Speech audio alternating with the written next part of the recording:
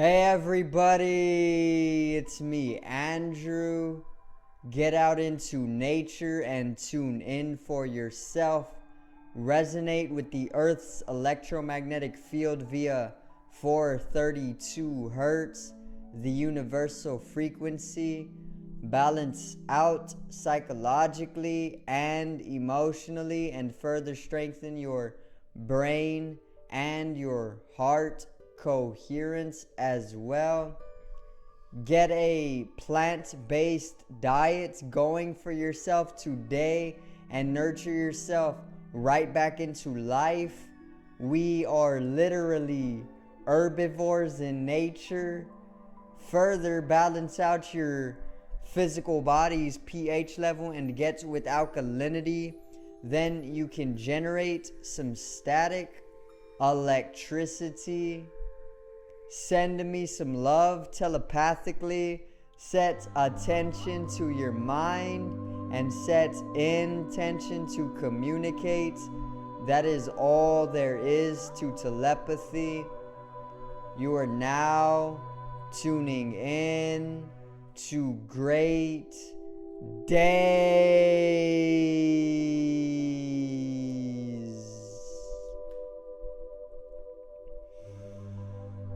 Now today I am actually going to talk about death being an illusion, or death actually being non-existent, and why it is a necessity to actually dissolve away the ego, and or the ego not even being an entity that actually exists. So today's video is death does not exist.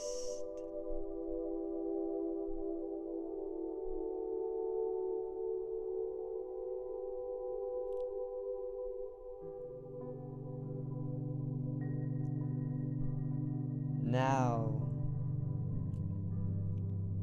let's get right into it, alright? So, today is a great day for filming such a video, due to the fact that there is the sun opposing Pluto coming up, and this is going to bring out a lot of that reptilian genetic, or that reptilian DNA, or the fourth dimensional reptilians, the subterranean inner earth matrices and cities are also going to come more to surface level with that astrological event as well. So what I thought to do was actually to basically bring in a revitalization of your innate godhood by basically helping you come into realization or remembering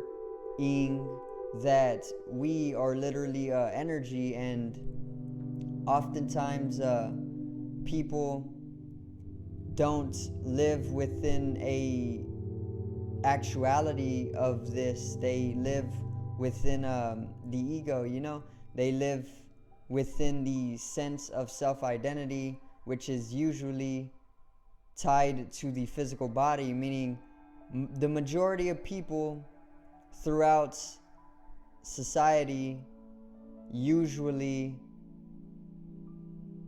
identify with their physical body, and oftentimes they also identify maybe with some thoughts or with their mind. But the reality of it is that your ego is non-existent. It does not exist. Your sense of self-identity, which is usually tied to the physical body, the third dimensional body, and the fourth dimensional mind, is literally just an illusion in itself. It does not exist. So most people are getting attached to the physical body nowadays. You see it. Everybody is living within the bottom three chakras: the root chakra, which is basic survival; the sacral chakra, which is your sexual or creative energy; and the solar plexus, which is your confidence and your self-expression. Okay, most people, literally the majority of Earth's population, is probably living within the bottom three chakras nowadays, and this is no coincidence at all. It is literally a type of spiritual warfare. They keep the majority of the people in the bottom three chakras, because once you get to the heart chakra, once you pass that wall in between the third chakra and the heart chakra, that half step to the 7 note octaves, are actually then able to basically you are then able to open up to more of the unseen in reality, because it's all light. We are literally light, and this is also getting into death being non-existent as well, which I'm going to simply explain in a minute. But most people nowadays are living within the bottom three chakras, which the chakra system is something that you will need in order to live within the ascended collective throughout the Earth's evolution, due to the fact that we are all holding, or we are all basically holding 7 chakras. Okay, so there is the crown at the very top of the head, the soft spot. There is the ajna, or the third eye, which is the brow, corresponding to the pituitary and the pineal gland. There is the throat, which is corresponding to the thyroid gland. There's the heart chakra, which corresponds to the heart. There is the solar plexus, which is actually the gut. There is the sacral chakra, which is just below the navel, a little bit lower. There is the root, which is your perineum, okay, just between your anus and your sexual organs. Now, that is 7 chakras. There are actually 114 in all, I believe, but there are 7 main chakras. Okay, so the 7 biggest chakras or energy configurations are the ones that I just explained, and you will need these in order to awaken to being a multidimensional being, or a spiritual being in nature. Like I said, we are truly energy, and this is also why death is non-existent. Okay, the physical 3D body will die. The physical 3D body is mortal. The mind is a little more infinite, but you as a spiritual being, as consciousness, are immortal. You will not die in that sense. Okay, so it is very paradoxical, and it is very contradictory, just as a lot of life is, just like let me see, something contradictory in nature but is complementary in the same way. That's exactly how it is. The state or the process of death is not truly a ending process, because there is no ending without a beginning. Okay, it's all duality. With life comes death, but when you come to basically unite the two opposites, yin and yang, it literally just coincides. It literally just brings in unification for a whole. Okay, and that is also why death is non-existent. Okay, so literally death is non-existent, right? And I'm going to explain this very simply for you guys. Check it out. There is life. Right now I am living, right? Everybody knows this. I am living, okay? Now, when we are living, we say that we are existing, right? So life equals existence. So when we are alive, we are existing. Now, when we die, which is the opposite of life, we can further say that dying is non-existing, because death is the opposite of life. And if life is to exist, then death being the opposite of life, death equals non-existence. Okay, so there is mathematical equations, being basically brought up to simplify it. Now, further, if death is non-existence and life is existence, then whatever is non-existing or whatever does not exist does not exist. Do you get that? Like, it's very, very simple. If we are existing, this computer exists, I exist as well. I am living, this computer is living. Everything that is existing is alive. Whatever is non-existing is dead, due to the fact that death is supposedly the opposite of life, right? As we know it, as we've been taught. Now, if death is non-existence, then it does not exist. See how you can use common sense to basically completely disintegrate the concept of death. Death is literally non-existence. Therefore, it does not exist. There is no death because it does not exist. Life exists, so there is life everywhere. Okay? There is life because life exists. Now, death being the opposite of life should be non-existence. And if death equals non-existence, then death does not exist. And that is exactly how there is no death. Death is non-existence. So there is no death. Death is an illusion. There is only life because life is existence. And that is simply how death does not exist. It truly does not exist. Okay? When we die, we literally just transition into a in-between state, or in Tibetan, it is actually known as bardo, which translates to in-between, and it is actually the void in between dimensions. There's the third dimension, the physical body. There's the fourth dimension, the mind. There is the fifth dimension, which is bodiless consciousness. When you die, you go through a state of transformation. Remember, Albert Einstein proved mathematically that everything is energy. E equals mc squared. Energy equals mass times the speed of light squared.